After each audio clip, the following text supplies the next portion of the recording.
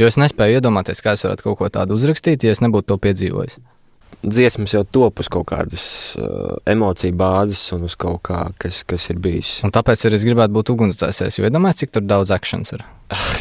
Būtu stāsta, ne? Tur būtu stāstu vakari un vēl ar mūziku pavadījumu. Randiņš ar Rūdi. Manā podkāstā runāsim par to, kā attiecības ietekmē un saistās ar mentālo veselību. Esiet sveicināti, cienījamie Randiņš ar Rūdi klausītāji. Man ir milzīgs prieks jūs atkal sveikt. Ir kārtējā ceturtdiena. Randiņš ar Rūdi iznāk katru otro ceturtdienu. Un, es ceru, ka jūs jau esat pieraduši pie šī grafika. Un šodien pie manis ciemos ir jauna mūzikas grupa. Divi pārstāvi no jaunas mūzikas grupas ar nosaukumu Atkala.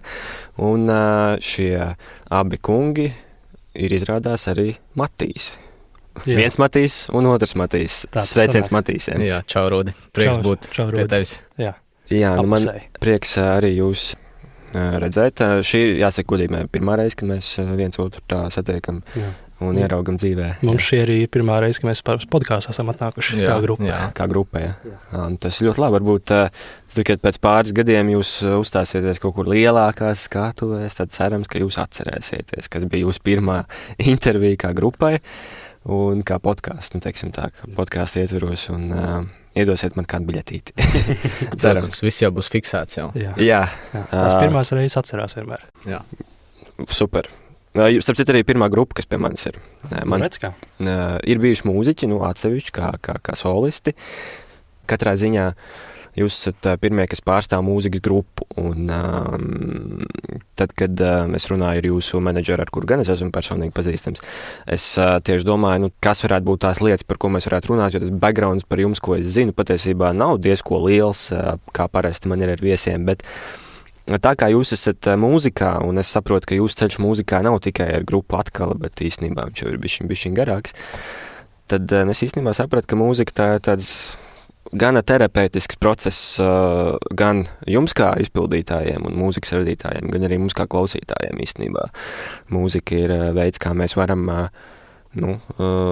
iespējams justies labāk, sagruzīties un tā tālāk. Tas mums iedod kaut kādu emociju un lielā mērā emocijas un viss tas, kas notiek ar mums. Arī par to ir šīs podkāsts, bet noteikti mēs parunāsim arī par to, kas notiek ar jums. Bet pirms tam es gribētu, lai jūs īsumā katrs izstāstiet par sevi. Minimāli mēs zinām, ka jūs esat mūziķi, bet varbūt jūs darat kaut ko arī ārpus tā, varbūt kaut kur studējat, izstāstiet, cik jums ir gadi. Tie ir tādi mazi backgroundiņi, iedodiet par sevi. Un tad viens Matīs sāk un otrs turpina. Cik interesanti patiesībā, ar ko lai sāk. Man ir 23, ar mūziku es nodarbojos, es gribētu teikt profesionāli, jau 5 gadi. Mūzikas skolā patiesībā es spēlēju klavieres, spēlēju oboju, bet ar Matīsu mums sadarbība jau ir es pat teiktu bērnības. Ja pirms 18 skaitās bērnība, tad bērnības, mēs izspēlējām pa viskaut kādām vidusskolu ballēm un pasākumiem un ļoti labi pavadījām laiku. Bet ārpus mūzikas es patiesībā strādāju tehniski apskatē. Es pārbaudu, es bojāju garstāvokli, laikam varētu teikt cilvēkiem. Okay. Un uzraugu drošību uz ceļa, kas ir ļoti svarīgi. Tas ir svarīgi, jā. Mainiet riepas cilvēki. Jā, un kas bija vēl tavs jautājums? Tagad pieķersimies pie otra Matīs. Es arī esmu Matīs. Man ir 24 gadi, un es arī līdzīgi kā Matīs. Strādā apskatē? Nē, apskatē es nestrādāju, bet ar diezgan agrā vecumā jau ar mūziku sāku nodarboties. Tas pirmais impulss bija vairāk no man vecāku puses, kad viņi man, tā teikt, aizveda uz mūzikas skolu. Es pats vēl īstajā brīdī, tā teikt, negribēju un nesapratu, kas tas ir un kāpēc man tur ir jāiet.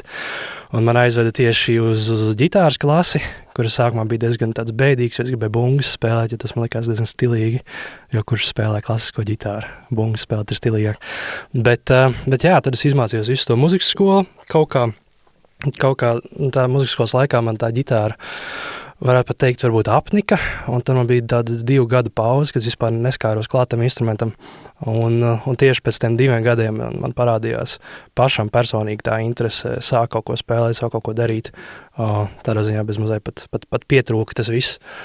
Un tas bija tas brīdis arī, kad sāk visu kaut kādas grupas veidoties, meklēju, kur spēlēt, un tad diezgan ātri satiku Matīsu, un tad mums izveidojās tāda pirmā tāda, kaut cik nopietnā grupa, cik vidusskolas laikā tas var būt nopietni.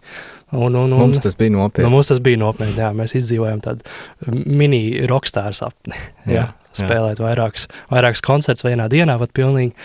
Un tā, jā, un tad tas ceļš ir attīstījies, un ka mēs esam šobrīd šeit nonākuši, esam tikuši līdz Atkalai, kur mēs rakstam savas dziesmas, jā, jo toreiz, kad mēs vidusskolas laikos spēlējām, tas bija tīri tikai cover dziesmas un tādas publikas izklaides nolūkos vairāk. Jā, visas zemenes un, viss pēc kāds. Un zeltenie aizskari. Jā. Tas bija skaisti. Tas priekš tā brīža tas bija tiešām skaisti.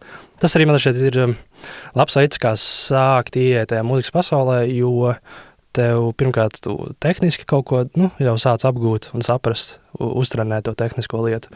Un otrkārt, jā, tev nav jāuztraucās par to, ka varbūt tā kaut kāda oriģināla dziesma sarakstītā, ka parasti vienmēr, visticamāk, pirmā dziesma, kur tu sarakstīs, būs diezgan tāda čābīga, un tad tev nav jāuztraucas par to, ka publika īsti viņu nesapratīs un neuzņems, un tad tev tur neviens cilvēks nekustēsies tavā koncertā.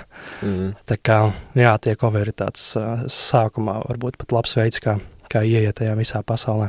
Kā saspēlēties, kā iemācīties, kā izturēties uz skatuves, kā ļoti, ļoti daudz ko iemāc. Un patiesībā ļoti daudz grupas arī sāk ar to. Un es domāju, ja tev atnāk tagad Sadenlaits vai Prāta vētra vai jebkura cita grupa, kas noteikti atnāks pie tevis vēlāk, viņi arī teikt, ka viņi sāk ar ballītēm, dzimšanas dienām. Tas ir tāds posms, kam ir jāaiziet cauri. Jā, tieši tā, jā, tas ir labs veids, kā to arī iemācīs saspēlēties kā grupa. Jo tas tomēr ir komandas darbs, tas nav, tā teikt, individuāls projekts. Tev ir jāmāk saspēlēties un tā visai komandas sajūtai jābūt ir.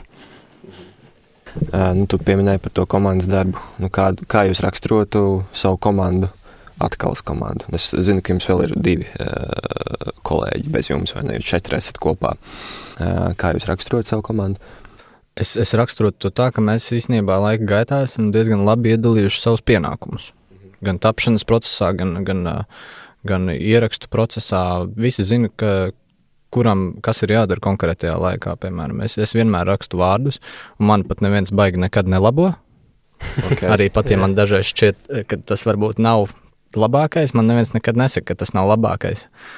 Es nezinu, kāpēc, bet man personīgi patīk savu vārdu, ja? Un ja man neviens neko nav teicis, ja viņi man atļauj to dziedāt uz skatuves, tad laikam ir ok. Marijus un Ernests arī vienmēr visur uz mēģinājumiem, kā saka, ierodās un ir gatavi un profesionāli un labi, un viņi arī dara visu, kas ir jādara, un es nevarētu sūdzēties. Viņi arī tā teikt, kad ir kaut kāda partija jāizdomā vai jāiespēlē kaut kas, tad ir paņem instrumentu rokās un principā ir gatavs. Tur nav nekas baigi jāmāca vai jāskaidro. Kaut kā viss saliekās pa plauktiņiem diezgan ātri. Okay. Jā, un īstenībā atgriežoties pie tēmas, kā mēs ar Matīsu satikāmies, patiesībā sākumā viss sākās ar to, ka es biju apvienībā ar Matīsa draugu, pirms es pazinu Matīsu, kur mēs spēlējam ar 2 ģitārām laukos kaut kādos kultūras namos Eda Šīrana dziesmas, kur, diemžēl, es vairs nevaru atrast video ierakstu, jo tas būtu tik amizanti. Jā, un tad kaut kādā veidā es nokļuvu Rīgā, kur mani viņš uzaicināja līdzi, jo viņu toreizējai grupai, kas ir pirms Atkalas, kas Matīsam bija sākumā, pirms mēs bijām pazīstami, solists, kurš tagad ir mūsu producents, aizgāja no tās grupas, viņam vajadzēja solistu. Vispār, tur tie rādu raksti īstenībā tagad saliekās. Tur, šitā te. Baigais zirnekļu tīkls. Un kaut kā tas viss sastājās tā savās vietās, un kopš tā laikā mēs ar Matīsu visās apvienībās pa lielam esam ceļojuši, bet palikuši tā 2, jā. Un tagad esam nobāzējušies 4 un darbojamies. Varētu teikt, ka atkal ir tā jūsu šobrīd nopietnākais punkts mūzikā. Ja mēs runājam, ka jūs tās tomēr jūsu dziesmas, un šobrīd es skatos, jūs jau tiecaties arī uz to pirmo albumu. Jā, neapšaubām. Kas ir ļoti forši. Un jau domājam par otro. Jau domāju. Bet es saprotu, vārda autors esi tu. Jā. Tā ir sagadījies. Tikai tu. Tikai es. Man tā šķiet, vai ne? Principā jā, bet kaut kā man šeit vienreiz bija, kad mēs laikam rakstījām varbūt tikai šovakar pie tevis kaut kādās vietās. Jā. Kaut kādas mazi ieteikumi no manas puses varbūt bija, bet tā principā, jā, Matīs visus vārdus raksta pats, jo, jā, man arī personīgi kaut kā nav īsti aizgājis tas, viss tas vārdu rakstīšanas process. Man vienkārši tas nesanāk, tāpēc arī es baigi tur nejaucos iekšā, jo Matīs kā solists, viņam galvā skan kaut kāda konkrēta melodija, un tai konkrētai melodijai ir konkrēts vārdu skaits, kas vispār tur var ieiet iekšā, tīri tā, jo tā viss ir tāda fonētiska lieta, un tu nevari jebkādu vārdu pielikt kaut kādai konkrētai melodijai. Viņš precīzi raksturoja, jo tās zilbes un katrs vārds, tev ir jādomā par zilvēm, jo ir melodija, un tas vārds nevar būt garāks, īsāks, un galu galā viņam ir arī jārada sajūta, un beigās jārezonē ar klausītāju, tāpēc tas ir diezgan sarežģīts process, un lai tu uzrakstītu kaut ko, kas rezonē, ir skaists un ir loģisks, ir diezgan laikam vajadzīgs kaut kāds talants varbūt, es nezinu, jā. Galu galā man vectāva brālis ir dzejnieks, un varbūt man palīdz kaut kādā veidā tas. Nu jā, es tā sapratu, ka tu nāc no Kalniņa ģimenes, līdz ar to tad noteikti, ka tev tur tie gēni ir, bet te pašā laikā gaņu, ka tas tev ir kaut kāds spiediens, ir, ne? Tā nejūti? Es neteiktu, ka spiediens, nē. Man šķiet, ka man teica vispār, es neteiktu, ka negribētu, lai es nodarbojos ar mūziku, bet jā, es domāju, ka es, protams, gribēju būt ugunsdzēsējs vispār, jā. Es vēl joprojām par to domāju, ka varētu. Bet man patīk. CSDD. Nonāc tur, jā. Bet tas jau nav galapunkts. Tas noteikti nav galapunkts, tas ir tikai sākums. Jā. Bet teica, jā, viņam viss patīk, ko mēs darām, bet spiedienu noteikti nekādu nesjūt no viņa, ka vajag vairāk, labāk vai citādāk. Bet viņa tētis, kas ir Imants, arī nekad viņa nav turējis kaut kādā spiedienā, viņš vienmēr ir gājis pie viņa. Vectāvs vispār ir tāds, ka man liekas, viņam ar kosmosu ir kaut kāda saistība, jo viņš spēja nerunājot pateikt vairāk vārdus nekā kāds runājot. Tā ir ļoti liela māka. Jā. Tu arī izjūti to sevi, ka tu pārmanto to. Kaut kādos brīžos varbūt tās, jā, man šķiet, ka kaut kādā ziņā man tas palīdz gan rakstot vārdus, gan melodiju, mūziku, ir kaut kāds klikšķis, kad tu saproti, ka šī melodija ir jāliek tur, tas ir jāliek tur, un es nezinu, no kāds nāk. Jo es neteiktu, ka man ir kaut kāda super izglītība mūzikā, mūzikas skola, jā, varbūt, pats esmu kaut ko tur mācījies un tā, bet kaut kāda sajūta iekšā vienmēr dzen, jā. Tu minēji par to mini rockstāru sapni, jā, kam jūs it kā esat gājuši cauri, bet labi, paraksturojiet to sapni, vai tas tā kā, vai jūs viņu tiešām arī varat uztvert kā tādu mini rockstāru sapni, to posmu, kad jūs tur daudzījāties pa tām ballēm, vai arī jūs vēl viņā dzīvojat, vai gribat viņu izdzīvot, kur jūs esat tajā posmā, jo tādām grupām, kas ir jūs, ir noteikti tā sajūta, ka gribās to sapni izsapņot, ir vienmēr kaut kādas elku grupas, ja kaut vai Latvijā vai ārzemēs, un tas noteikti uzliek ar tādu sajūtu. Un kā jūs par šo jūtaties? Jā, man šķiet, ka tam rockstar sapnim pašā pamatā ir tā dzīvā performance un dzīvā uzstāšanās, jo tas ir tas brīdis, kad tu sajūta to atgriezenisko saiti no tā tieši no klausītāja, no publikas. Tāpēc, jā, es teiktu, tas periods, kas mums toreiz bija, tajos vidusskolas laikos. Viduslaikos. Tas bija varbūt tāds neliels demo ieskats tajā visā, jā, kas varbūt kas ir iespējams, un nedaudz sagaršot to sajūtiņu, to garšu tajā visā, jo dienas beigās tās nebija mūsu dziesmas, kuras mēs izpildījām un kurām tie cilvēki dziedāja līdzi un dejoja. Līdz ar to tur nebija tā emocionālā saikne tik liela ar visu to. Tas bija vairāk prieks par procesu, kad tu tīri tā tehniski spēlējot un esot uz skatuves, vari iekustināt tik daudz cilvēkus un redz, ka viņiem visiem ir jautri, viņiem visiem tas patīk. Tāpēc, Jā, tas bija varbūt tāds pirmais līmenis tajā visā, un tad nākošais līmenis, kas ir jau krietni grūtāks, ir tas, ka tev ir jāizdara tad, principā, tas pats tikai ar savām dziesmām, kuras cilvēki vispār nezina.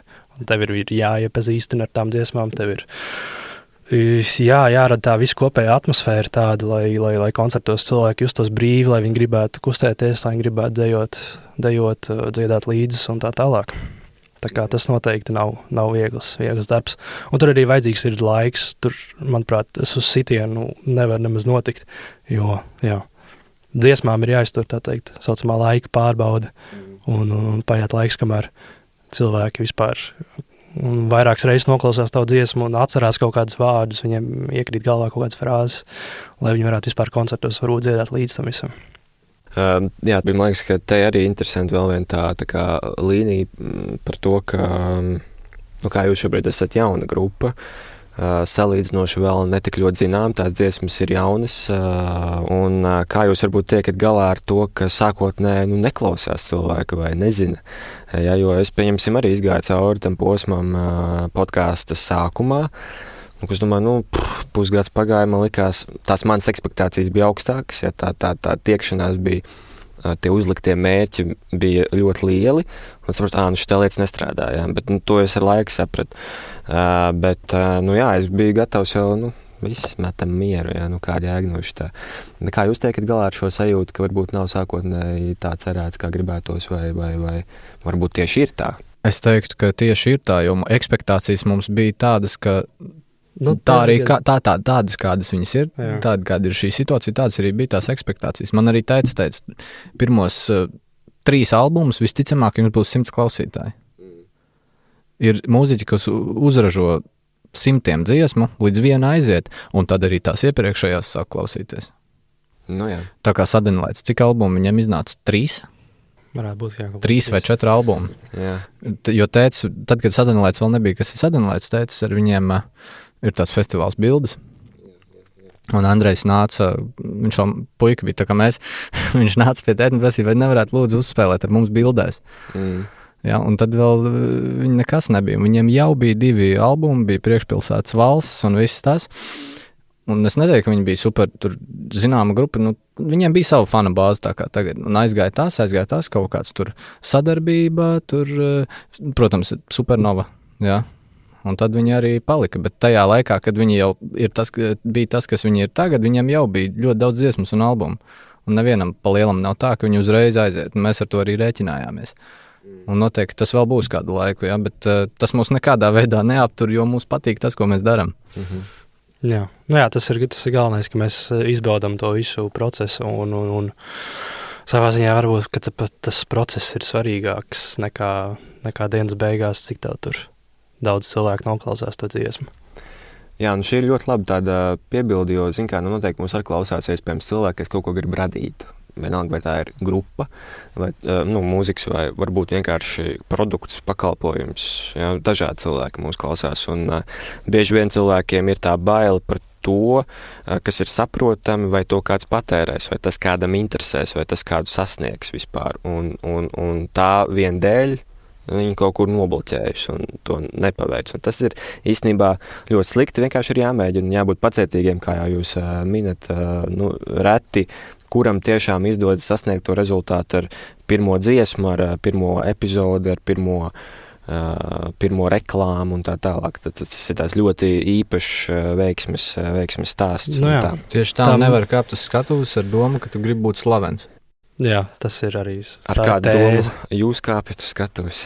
Mēs kāpjam uz skatuves, jo mums gribās kāpt uz skatuves, un mēs gribam nospēlēt savas dziesmas, parādīt. Tā ir sava veida atpūta. Tas ir darbs un atpūta reizē. Un man tā ir pilnīga relaksācija. Drīzāk tas izpaužās kā pēc kaut kādas saspringtas darba dienas vai grūtas nedēļas. Man patīk iet studijā un lēnām kaut ko rakstīt, muzicēt. Tas kaut kādā veidā atbrīvo mani vairāk nekā kāda masāža vai kas vēl citiem varētu. Ja? Tas ir, man tas ir tā kā tāda garīga filtrācija, es varētu teikt, nodarboties ar mūziku, kaut ko radīt. Ja? Tāpēc es nekad nedomāju par to, ka tagad šim jāpaliek slavenam vai viss, vai arī kaut mani vairāk nofilmētu tagad, lai es nezinu, jo ir arī tā daudziem. Un tas ir šķērslis, tā nevajag domāt un darīt, jā. Nu jā, tajā brīdī tas vairs nav ilgtspējīgs projekts, kad tu tiecies varbūt pēc kaut kāda, pēc, ka nezinu, tur slavas vai pēkšņi mūzikā, tāpēc gribu palikt bagāts, tad tas galīgi nav ilgtspējīgi. Un agrāk vai vēlāk to jau arī man šie klausītājs sajūt. Ka tur nav īsti nekas apakšā tam visam, ka tur ir kaut kāds, varbūt, materiāls mērķis. Tā kā, jā, es teiktu, ka viss tā mūzikas padarīšana, viss tas ir maratons un ļoti tāds garš posms. Viņš tāpat kā tev liekas, vai kāds mākslinieks, kas zīmē gleznas, ir palicis slavens, pasaules slavens tikai tāpēc, ka viņš zīmē gleznas ar tādu domu, kaut man tā glezna paliktu slavena un tiktu Luvrā izstādīt. Domāju, ka neviens. Ar māksliniekiem, ar gleznotāju vispār man šeit tur ir pēc viņa dzīves beigām, viņi paliek tikai slaveni. Viņi pat nezinu. Baigais paradoks. Ar mūziķiem arī tā ir gadījies. Jā. Bet par to dziesmu rakstīšanu, veidošanu, tad, kad tā dziesma ir pabeigta, jūs viņu klausāties, jums ir iekšēji tāds atvieglojums, esam uzrakstījuši baigo gabalu. Ko jūs jūtat vispār tajā brīdī, kad jūs esat uzražojuši dziesmu, un jūs viņu noklausāties studijā vai kaut kur? Kāda ir tā jūsu pirmā sajūta, kas jums ir galvā vai ķermenī? Līdzīgs atbrīvojums kā pēc jebkura darba. Kad tev ir sasniedzis pagalms, un tu viņu skaisti izšķūrē, un tu esi priecīgs par to, ka tu esi to izdarījis. Ja? Tikai šajā gadījumā mēs priecājamies, ka atkal krīt sniegs un parādās jaunas sajūtas, un gribās ķerties pie nākamā klāt. Bet tas ir tāds, atbrīvojums, tā kā pēc darba. Jā. Patīkam pavadīt laika.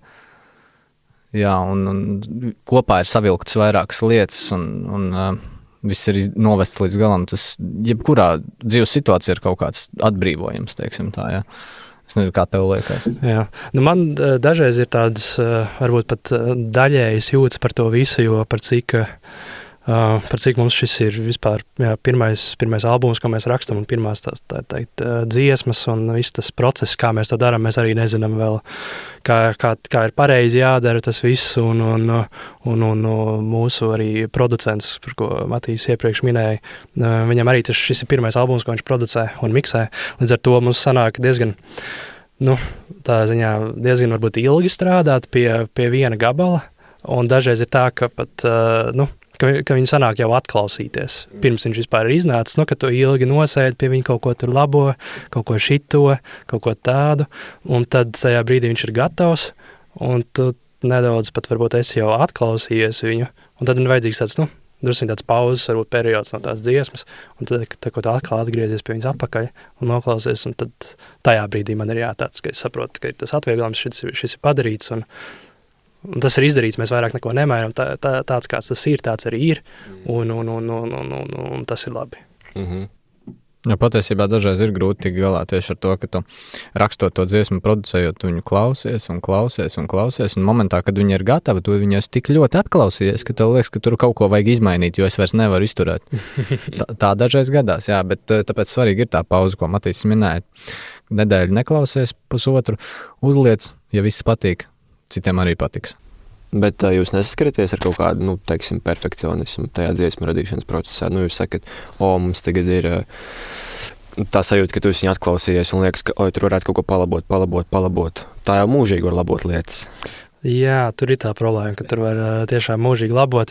Man sākumā īstenībā bija nedaudz tāds perfekcionisma, tāda sajūta, ka vajadzētu šito pirmo albumu, vajadzētu riktīgi tā kārtīgi noslīpēt un to, un tad varbūt pie pirmajām dziesmām pats man bija tāda, ka es braucu pie Kristera tur vairākas reizes, un ka mēs sēdējām un strādājām, un visu kaut ko tur kaut kādu sīku, burtiski krikumus tā kā labojām. Bet tad es sapratu, ka dienas beigās vidējais klausītājs tāpat to, tā teikt, nesadzird un neievēro. Tas ir viens. Un otrs ir tas, ka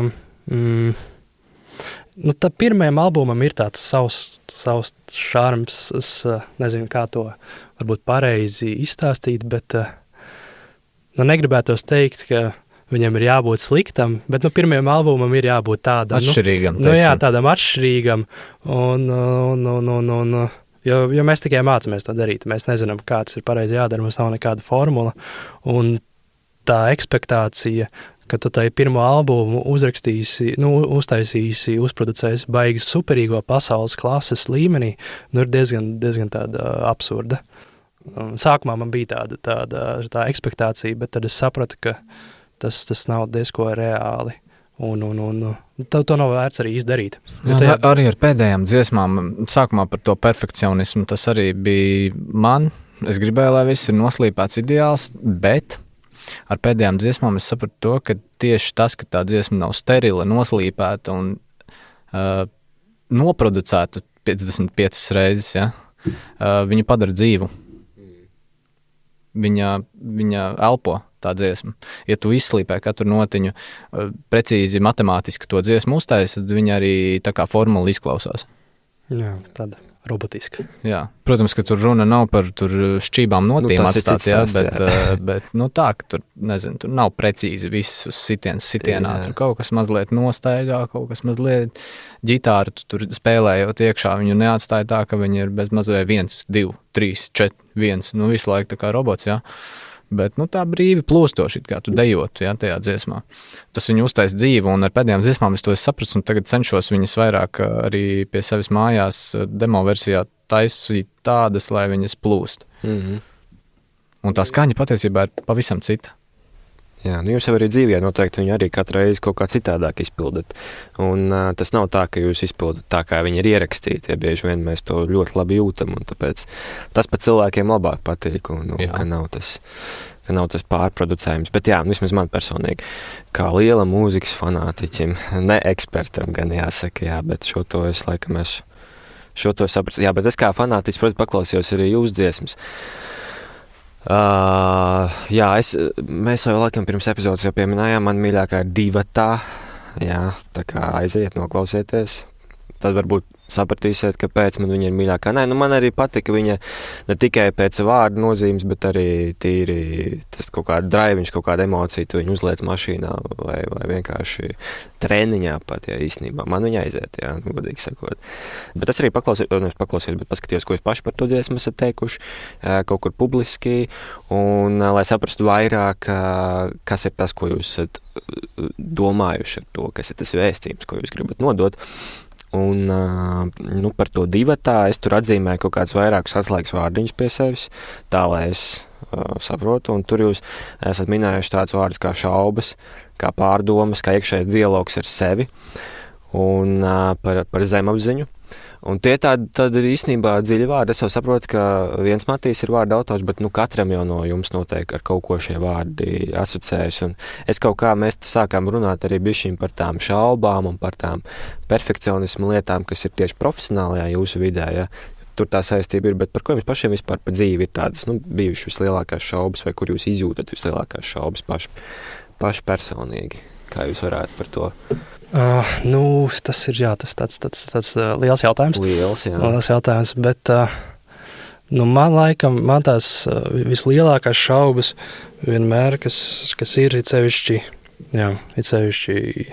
to 20 gadu vecumā, ir tas, ka ir kaut kāda varbūt ekspektācija, ka tu vēl neesi tur, kur tu, tā teikt, varbūt iedomājies, kur tu būtu, un neesi sasniedzis cik daudz, cik tev gribētos, ka tu būtu jau sasniedzis, un jā, tad ir tajā brīdī izveidojās tas iekšējais dialogs ar sevi, ka tu vēl neesi tas, kas tu gribētu tā kā būt, bet beigās jau laikam tas ir vēl, tā teikt, pāragrs vecums, lai vispār, tā teikt, kaut kādā tādā pozīcijā būtu. Jā. Bet tā ir arī tava atbilde sev, ka paga stop, nedomā tik ātri. Tā arī tu atbildi sev tajā brīdī? Principā, jā. Tas ir tas tu aizēji vēl lielākajā Gruzijā? Bija tā teikt brīdis, kad tas aizgāja vēl varbūt, tā teikt, jau dziļāk, trakāk, bet jā, tajā brīdī arī sapratu, ka tas varbūt ir principā tikai sākums, viss šis posms, un ka principā, jā, es tikai tagad sāku kaut ko reāli darīt. Līdz ar to kaut kāds rezultāts uzreiz baigi gaidīt ir diezgan bezjēdzīgi, un ka tas ir, ka visam ir vajadzīgs laiks, un ka tas nenotiek uz sitienu. Tāpēc nevajag sevi baigi šaustīt un vainot pie kaut kādām tādām lietām. Jā, par divatā, ja ir runa, tad es arī teikšu, ka tas ir liels jautājums. Protams. Jā, vārdi ir šovakar divatā mēs ar tevi nomodā satikām sevi. Jā, ļoti. Satikām sevi, jā. Nu, tēma noteikti manā gadījumā rakstot vismaz šoreiz bija par attiecībām, par satikām sevi, jā. Tas drīzāk rezonētu uz to, ka tu pēkšņi saproti, kāds ir tas otrs cilvēks. Tas nav par romantiskām attiecībām, tas ir, tu esi kādu laiku pavadījis kopā ar draugu, kā kurš, es neteikšu, kas man tas bija laikam, jā, ar draugu pavadījis laiku kopā, un tad vienā brīdī saproti, kāds ir viņa nodoms, vai kāds ir viņa patiesais, jā, ko viņš patiesībā grib no tevis un ar tevi. Šovakar nomodā divatās mēs ar tevi. Kāda bija tālāk? Nomodā satikām sevi. Sevi, jā. Jā, un tad tu saproti, kad varbūt labāk nevajag turpināt šo saikni ar to cilvēku, jo tas nodoms ir sautīgs. Un tieši šī situācija, kas izveidojās, ko es labprāt pastāstītu, bet es vienkārši nevaru otra cilvēka dēļ tagad to stāstīt. Jā, šī situācija, kas izveidojās, arī radīja šo dziesmu un tos vārdus. Tāpēc, ka tālāk ir tikai tāpēc, ja vien uz vietas paliec tu. Bija tā, kad viens no mums stagnēja, bija uz vietas un līdz ar to vilka lejā otru. Un tas cilvēks, kurš stagnēja, neko negribēja tajā situācijā mainīt, jo viņam bija ērti. Un tāpēc arī nācās izvēlēties pareizo ceļu un aiziet no tās situācijas. Bet tas man deva dziesmu, un tas man deva iedvesmu vārdiem. Un par to visu laiku es esmu pateicīgs, ko esmu pavadījis kopā ar šo cilvēku. Un arī par dziesmu. Galu galā tā ir tava mīļākā dziesma. Un tā kā tas bija vērtīgi. Es nemaz,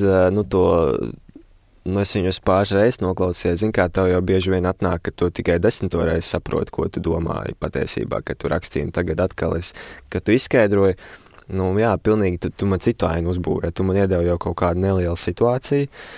Bet šī situācija, ko tu piemini, tā jau ir tā ļoti realistiska dzīves situācija, ka ir divi draugi. Viens ir uz, mēs, man liekas, šajā podkāstā, starp citu, šī ir ļoti arī bieži sastopama tēma, ka jūs it kā esat kopā, jūs tā kā ir kaut kāda pieredze, ir kaut kādi kopīgi piedzīvojumi, fani, un tā tālāk, un tad ir tas punkts, kad ir tā kā jāiet tālāk dzīvē. Un tad kas notiek ar to punktu, vai jūs tiešām ejat kopā tālāk, vai jūs paliekat uz vietas, un es saprotu, ka par to arī ir tās šaubas un pārdomas, vai ne? Tieši tā, un tāpēc arī ir tas piedziedājums, jā. Bet katrs to var rezonēt, kā viņš vēlās, tā kā tu teici, ka tev bija pilnībā cita saistība, vai tu citādāk rezonē, un tas ir baigi labi, kad tiem vārdiem var būt vairāka nozīme atšķirīgs no klausītāja, jā. Jā, jo tu jau viņu uz sevi attiecini visbiežāk. Klausītājs, tā kā viņš saprot, tā kā viņš saprot, un tu uzreiz tos vārdus, tā kā, man bija tāda situācija dzīvē, jā, tad es uzreiz kaut kā uz to asociēju. Bet, jums nav tā, tev personīgi par tiem vārdiem domājot, tev nav tā, ka it kā nesaprot to domu, ko tu gribēji pateikt, saprot citādāk, to uztver, tas ir fine. Jā, pilnīgi normāli. Man prieks, ka cilvēki vienkārši spēja rezonēt ar tiem vārdiem, ka viņiem nav tāds, ko viņš ir vispār raksta, kas tāds ir tur. Tas jau tas skaistākais mūzikā, kad viņi ir interpretējami. Jā. Un kad katrs, cik daudz cilvēku, tik daudz arī interpretācijas par konkrētu dziesmu. Katrs tur sadzird kaut ko sev tuvāku. Jā, tas ir tiešām, tas ir fascinējoši, tas ir ļoti forši. Bet ir, protams, vēl arī foršas dziesmas jums, man tā vēl neaizēja, tā gan likās tāda romantiskā. Ne? Jā, vēl neaizēja. Jā. Pirmkārt jau nosaukums. Divat arī kā varētu šķist sākotnēji, ka varētu būt uz to romantisko pusi, bet, kā mēs minējām, kāds interpretē to pa savam, bet vēl neaizēja, tas jau liekas ir baigi uz to pusi. Bet varbūt arī nē, es nezinu, uz kādu pamatu tev viņa radās. Tur noteikti, ka bija romantisks iespējas. Jā, vēl neaizēja Un es jau zinu, kas ir baigi smieklīgi. Vienmēr tādām dziesmām, kuras es pats nerakstu, es atceros vārdus. Bet, ja es kaut ko pats uzrakstu, tad, kad tu man tagad pajautā, es pat neatceros, par ko es tajā pantā rakstīju. Bet tajā brīdī, kad es viņu rakstīju, man liekas, ka man tās iekšējās sajūtas bija tādas, ka es tos vārdus uz visu dzīvi atcerēšos. Bet, jā, tā dziesma bija par arī patiesi. Ja man tagad tā jāskaidro, man liekas, es par katru dziesmu varētu izstāstīt kādu situāciju. Bet taupot to cilvēku, ja, kurš ar šo situāciju bija pazīstams, un viņš uzreiz sapratīs, par ko es runāju. Man laikam nebūtu pat tiesības to teikt. Bet man tā ir daudz vieglāk rakstīt mūziku uz neizdomātu stāstu. Ja tas ir par mani, ar kaut kas ir noticis ar mani, man tie vārdi nāk uzreiz tik skaidri ārā. Un man ir daudz vieglāk uzrakstīt, bet vēl neaizēja. Tas bija par manām pirmajām romantiskajām attiecībām, jā. Ok. Jā, tas saprotams, jā, tā es arī sajūtu, to es sapratu.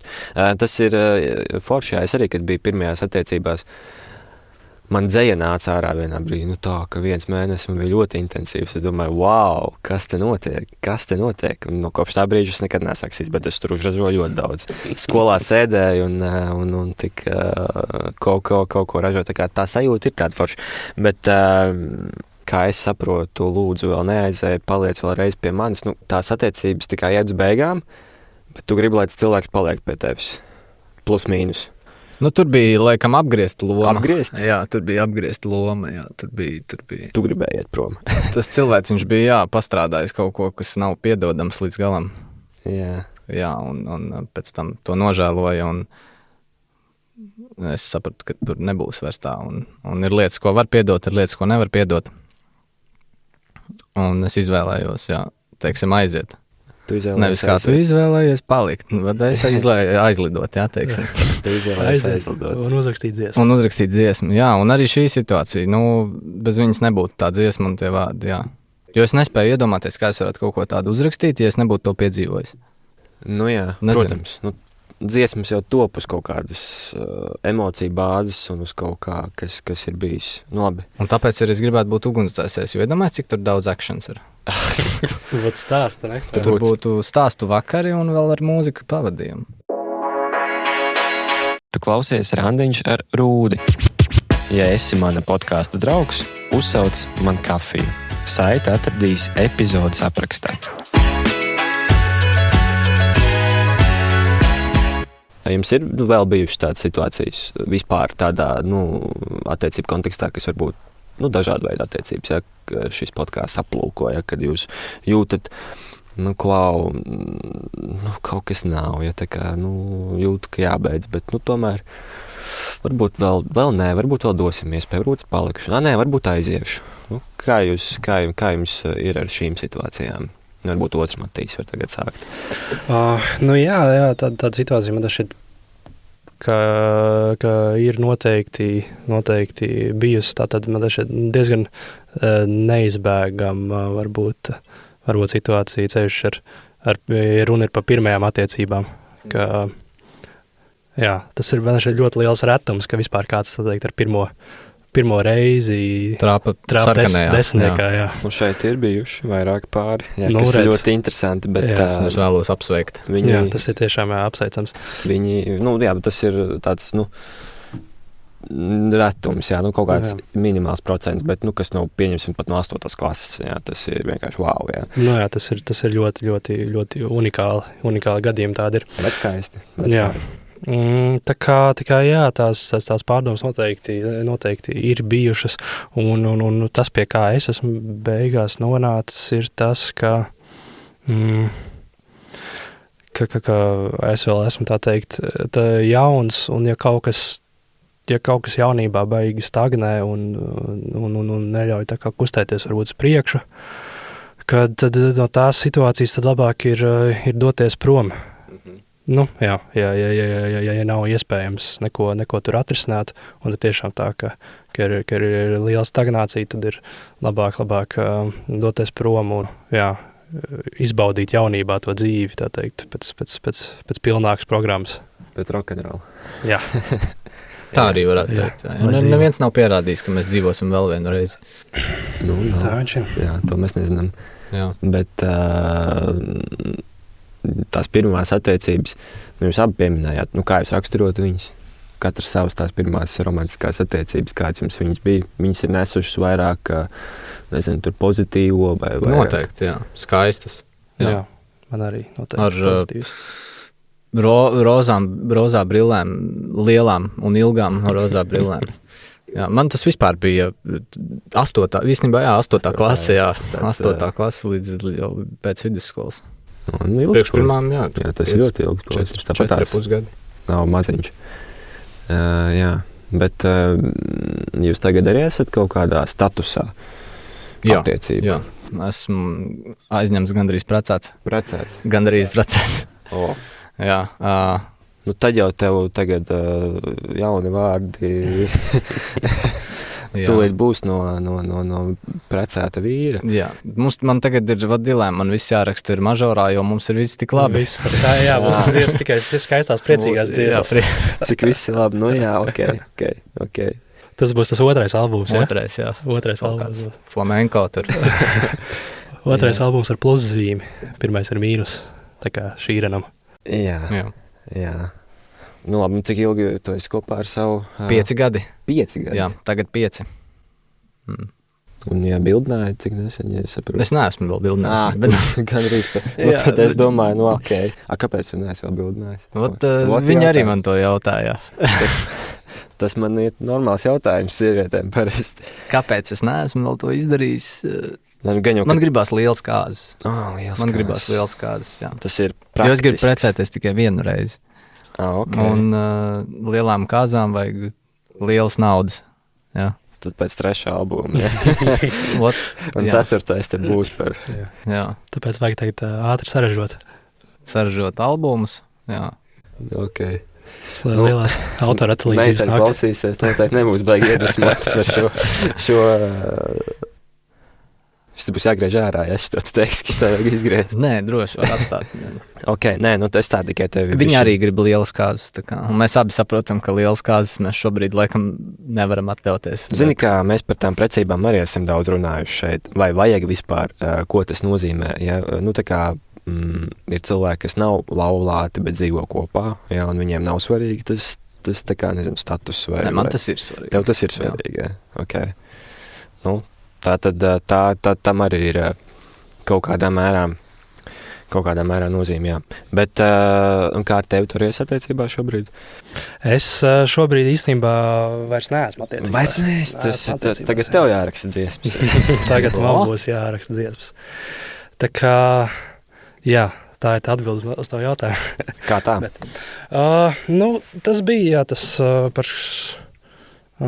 kas saprata... Mēs sapratām, ka kaut kas vairs īsti nav tā kā varbūt sākumā bija, ka neiet uz priekšu, un jā, tas pareizais lēmums bija, tā teikt,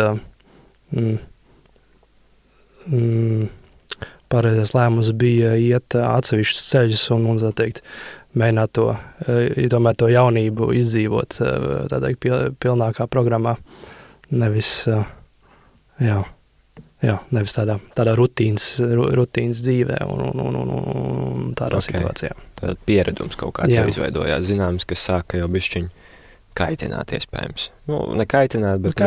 bet tas bija tāds triggerot. Zin kā, kaut kādi... Tas ir jau šī gada nevārds, pagājušā gada nevārds. Jā, triggerēt. Tas oficiālais tāds. Triggerēt, jā. Triggerēt. Labi, ka valsts valodas komisijai vismaz ir darbs viņam klausīties tādas podkāstus un domāt. Un pierakstīt vārdus. Jā. Sveiciens jums, jūs darat ļoti nopietnu darbu. Bet, ok, saprotam. Un cik jūs ilgi bijāt kopā, ja nav noslēpums? 4 gadi. Jūs tomēr tādi noturīgi esat attiecībās. Nav tā, ka jūs tā kā rockstāri mēneši tur padzīvo un pēc tam nākamā jūs tā diezgan... Es man šķiet, ka jā, laikam, ja tu esi tomēr attiecībās, tad... Tad tu esi. Jā, tad tu esi tā... skraidīt turp šurp apkārt. Jā, vai kaut kas nesanāk pirmais strīds, un es negribu. Jā. Tā arī nevar. Ok. Un kā jūs tā kā raksturojat pašu sevi attiecībās? jūs esat, nezinu, tādi emocionāli vai mierīgi, vai, es nezinu, kas jums nāk prātā, kā jūs jūtat sevi tajā visā? Es teiktu, ka esmu pilnīgi mierīgs. Man dažreiz ir draudzenei, viņai uznāk. Jā, tur. Protams. Iznest to miskasti. Kāpēc viņi jau 3. nedēļu stāv iekšā? Un tad met ar glūdekli. Nē. Bet es tāds ļoti mierīgs, jā. Vispār nepatīk. Man nekad nav bijis pieredze ar to, ka man ģimenē kāds paceļ balsi vai nedod dievsalu roku, un tā man nekad nav bijis, jā. Tāpēc tāda praksa arī, es neesmu pazīstams ar tādu praksi, un miers ir visa atbildi. Tavā gadījumā, kā tu sev raksturi, labi saproti, ka tu šobrīd neesi, bet tomēr tu biji kādu posmu, un tas ir pietiekams. Jā, es arī īstenībā vairāk uz to teikt, uz tādu mierīgo pusi vēlkos drīzāk tas, ko es varbūt paņēmu no tām attiecībām, bija tīri tas, ka es tā teikt, pēc dabas esmu varbūt tāds nedaudz noslēgts cilvēks, un bieži vien man ir varbūt grūtāk runāt par to, ko es jūtu, un par kaut kādām tādām varbūt dziļākām tēmām. Un tā lieta, ko es paņēmu, bija noteikti tas, ka es centos vairāk par to runāt un stāstīt, tā teikt, kas uz sirds. Tad jau šis podcasts ir izaicinājums kaut kādā mērā. Jā, noteikti. Jā. Bet es turos. Labi, tev, bišķiņ vēl jāturās. Bišķiņ vēl jāpaturās. Bet, zin kā, man jau liekas, ka arī jūs kā mūziķi patiesībā arī, esat savu veidu terapeiti. Ne jau tā, neuzturēsim to tieši, bet, jūs tomēr varat dziedināt, jūs varat, cilvēks klausās, ja mēs vēl šitā mūzika ieslēgšu, man paliks baigi labi. Es gribu šito dziesmu, man viņa dara mierīgi, vai tieši otrādi, viņa uzdena augšā un stulīt. Tā kā tā ir tāda lieta, un es tā vienkārši iedomājos, vai jūs paši arī tā kā, uztverat sevi kā tādu, ka tā loma patiesībā jums ir pat bišķi lielāka nekā vienkārši radīt mūziku, ka jūs varat ar tām dziesmām arī tu runāji par tām emocijām, grūti runāt un tā tālāk. Bet īstenībā jūs jau varat paši ar to savu emociju izlikt dziesmā, melodijā, vārdos un aizcert tos cilvēkus un arī viņiem pēc tam likt runāt. Jo viens ir tas, ka es te mūdu pa visādām lietām un cenšos teikt, davai veči, saņemamies, paraudam vienreiz un nesitam viens otru par to, un nesakam, tu mīkstais esi, vēl kaut kas tālāk, bet otrs ir tas, ka jūs reāli ar mūziku arī to var panākt. Tā kā man liekas, ka tas arī tāda ritīgi forša lieta, ka jūs, es tā uzskatu un es nezinu, jūs tā jūtat to, vai jūs nebijat par to izdomājuši? Nē, jā, kā jau es teicu, es to vairāk izjūtu uz sevi, es esmu terapeits sev ar to mūziku. Tas, kā mēs pirms tam runājam, situācijas, kad ir grūta diena, grūta darba nedēļa, ieju, ņemos ar mūziku un atbrīvojos, man ir atslābums. Tā ir sava veida terapija. Jā. Tāpēc es teiktu, ka varbūt tās es esmu terapeits, bet vai es būtu terapeits kādam citam, es nezinu. Iespējams, ja viņš rezonē ar to mūziku, jā. Protams, bet sevi noteikti es tā dziedēju. Okay. Noteikti. Man šķiet, ka grūti ir tā kaut kādu dziesmu rakstīt jau pamatā ar domu, ka tas būs kaut kas, kas palīdzēs, tā kā citiem varbūt cilvēkiem. Tu sākotnēji gan jau raksti sev, un tad skatās, vai tas aiziet vai neaiziet. Tā ir tā sajūta. Ja tā ir tā teikt, varbūt tas varbūt pat tāds pietiekami universāls stāsts, ar ko var daudz cilvēki rezonēt, un kas ir daudz cilvēki, kas ir līdzīgi kaut kam gājuši cauri, tad pilnīgi noteikti, pēc tam tas pārvēršās tādā grupas terapijā. Jā, un tā ir vienkārši ļoti forša sajūta. Koncertos aiziet vai vienkārši uzlikt kaut vai mašīnā to dziesmu, un tu paliec mierīgāks, vai pretēji tev vajag uzdzīt augšā kaut kādu enerģiju, kaut kādu drive, kaut kādu adrenalīnu, tu uzliec iekšā, un tā mūzika, tās emocijas tev šitā te var tā kā kalniņas regulēt, un tā loma, es domāju, ka ir patiesībā ļoti, ļoti forša. Bet, labi, jūs paši ārpus savas mūzikas, jums arī, ir kaut kādas lietas, ko jūs klausāties, un jūs varat teikt, šito es uzlikšu tad, kad man vajag bišķi nomierināties, šito es uzlikšu tad, kad man vajag uzsīt augšā. Kas jums, vai jūs tā darat, un kas tad ir tāds, varbūt, dziesmas vai grupas vai izpildītāji? Jā, noteikti, tā kā tu pirms tam minēji, neatceros, tas bija pirms intervijas vai pēc par to sporta zāli. Kad tu sporta zālē trenējies vai spēlē kaut ko vai kādu sportu, noteikti uzliec kaut ko, kas tev iedzen draivu, kaut kādu drum and bass, vai divatā kā tu, vai tur, kaut ko, kas ir ritmisks un pumpē, tā teikt. Un tagad tu jūties tāds iztukšots, vai vakarā tu, nezinu, tur paņem kaut kādu tur aliņu, un tu esi nostrādājis dienu un atpūties, un tur tu gribi uzlikt kaut kādu džeziņu paklausīties, kurš nomierina, kurš atkal ritmiski ir, džess ritmiski ir diezgan tāds sarežģīts un jaudīgs, bet blūziņš, kurš tur viens. Jā, un viņš tevi atbrīvo, un tas īstenībā arī atzarojās matemātikā, jo biežāk ir tā sekvence ar tiem sitieniem, jo vairāk tu gribi kustēties. Tāpēc arī ir tie mūzikas žanri un tas, ko tu liec tajos atkarībā pret noskaņojumu. Ja tu gribi būt lēnāks, mierīgāks, tu pārsvarā liec kaut ko skumīgu un lēnu. Ja tu gribi uzdzīt draivu vai kaut kādu riktīgi, tev tur jāskrien, jābalējās, vienmēr ir tas ir matemātiski. Bet jā, ko es parasti klausos, noteikti kaut kāds drum and bass. Man ļoti patīk drum and bass patiesībā. Varbūt pēc manas mūzikas to nevar pateikt, bet man patīk drum and bass. Jā. Es ļoti bieži klausos drum and bass, un vēl man patīk Detlefs. Zini tādu grupu? Es dzirdēju, bet es neesmu baigi klausījies. 2000, jā. Man patīk Frēmeņa mūzika, man ļoti patīk. Es arī iedvesmojos no Frēmeņa mūzikas bieži. Un arī patiesībā, kad es rakstu kaut kādas dziesmas, es paklausos tā teikt, references trekus. Piemēram, es noklausos kādu albumu no tā paša Frēmeņa un iedvesmojos no tām sajūtām, ko viņš ir tajās dziesmās licis, un tas man kaut kādā veidā palīdz arī uzrakstīt savu dziesmu. Un tie references treki ir svarīgi, jā, jo viņi tevi, tā teikt, iebīda tajā emocionālajā burbulī, kas tev ir vajadzīgs, lai tu uzrakstītu savu dziesmu. Viņi palīdz, viņi tā kā boosterīši strādā.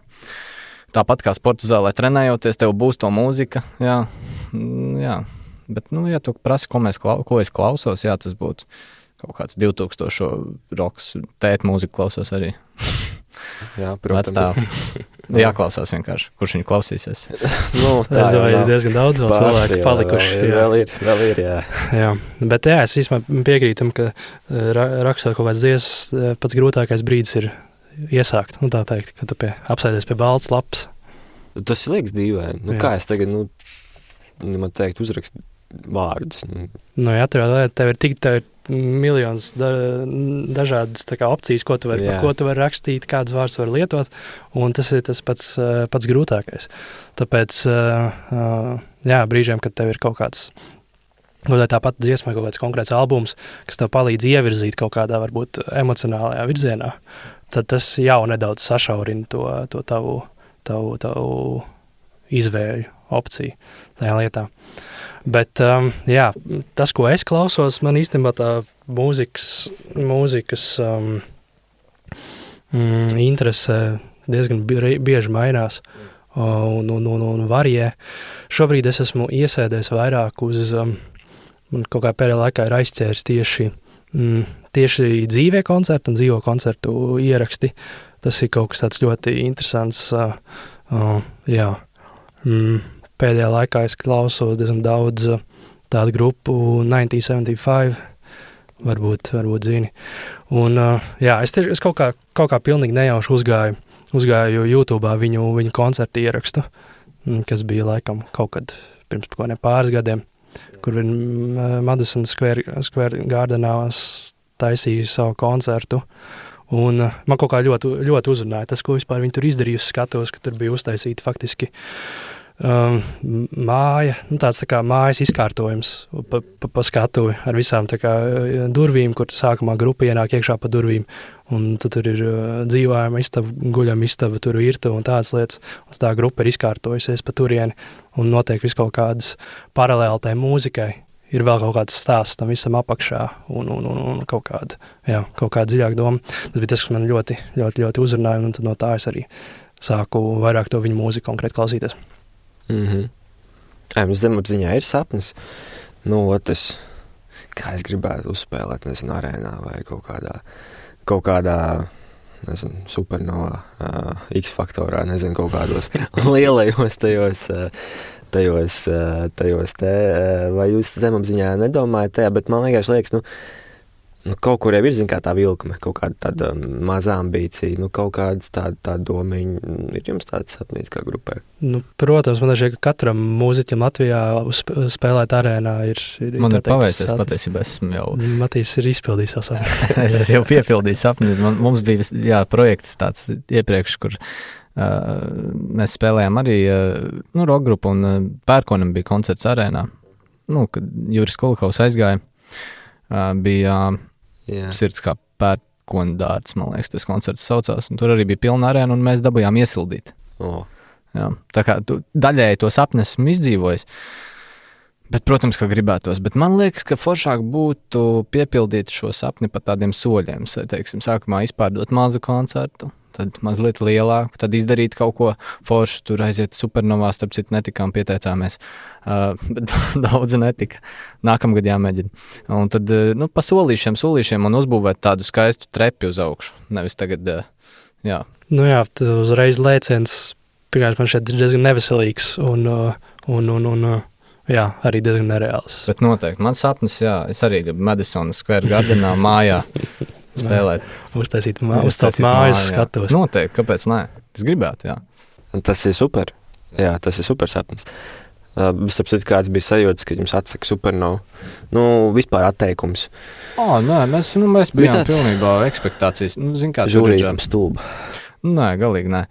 Tur bija apmēram 5%, ka mēs tiksim.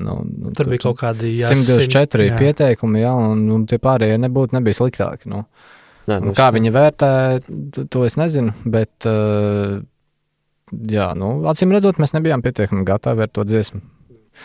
Mēs viņu tā teikt, es to uztvēru vairāk kā tādu vienkārši treniņu, tīri tā aizsūtīt pastīties, jā, kas būs, un pilnīgi jau, tā teikt, pavisam zaudējuši, jo mēs neesam jau, tā teikt, tie cilvēki, kas tur bija žūrijā, gāja cauri un beigās, tā teikt, noklausījās dziesmu un izdzirdēja mūsu vārdu, visticamāk, pirmo reizi. Tā kā, jā, nav tā, ka tas ir pilnīgs. Un patiesībā arī tas atteikums, man atteikums vispār, man personīgi kaut kāds atteikums, vai man viņš mudina darīt vēl vairāk. Es nezinu, man uzreiz gribās, nākamgad tagad iešu un vēl labāk darīšu. Tas ir tā kā motivējoši. Man ļoti motivē, jā, tādas lietas, tīpaši šis, un tagad es pilnīgi zinu, ka tagad es centīšos vēl 3 reizes vairāk, vēl daudz vairāk, un ja tad. Tad gan būs žūrijas. Tad kaut kas sprāks. Tad vēl vairāk. Un tad vēl vairāk, jā. Nē, tas ir ļoti, jo zinu, ka atteikums vienam var būt tāds demotivējošs, un liekas, ko man tur censties vairāk, kāda jēga sākās uzreiz kaut kādas, nezinu, melnās domas, ja kā es tā gribētu. Tad ir otra puse, kā tev, ja kas saka, tagad es viņiem pierādīšu. Ne viņiem, bet varbūt sev vai vienkārši. Atteikums nozīmē, ka ir ko uzlabot, un ja ir ko uzlabot, tu vari darīt labāk. Ja tu vari darīt labāk, tad ir jācenšas darīt labāk. Atteikums jau vispār arī atteikums, mīlestība arī mēs varam saņemt atteikumu, tas šertrāki. Tur mazliet grūtāk. Tur tu nevari pēc gada sūtīt pieteikumu. Varbūt. Nē, var. Tu vari mainījies pēc gada, un tagad tu atnāc, un jūs satiekaties nejauši. Jauna frizūra, jauns es. Tur jau tā lieta, jā. Tā kā varbūt nav tā, ka pēc pirmā nē ir. Uzreiz gan jau nevajag būt. Tur ir savu... Jā, mīlestībā tur ir grūtāk. To es vēl neesmu atkodis. Tur jāskatās. Jā. Tā ir vislabākā atbilde. Tur jāskatās, jā. Tur jāskatās, jā. Jūs par sevi Spotify vēl kaut ko raksturojat roks bez filtriem vai grupa bez filtriem, kaut kā tā, jā.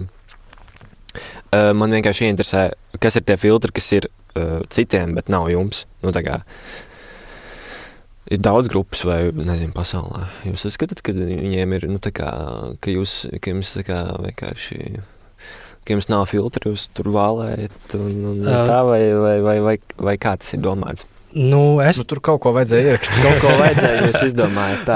Tas ir viens, jā, bet otrs arī, pat konkrēto par tiem filtriem vairāk runājot, ka tas viens filtrs, kas mums nav, ir tas, ka mēs necenšamies pārāk tur nopulēt to dziesmu un uztaisīt viņu tur tādu perfekcionistisku un baigi sterilu, kas man skatoties pēdējā laikā, īpaši Latvijas mūzikas industrijā, varbūt ir tāds jaunais trends, ka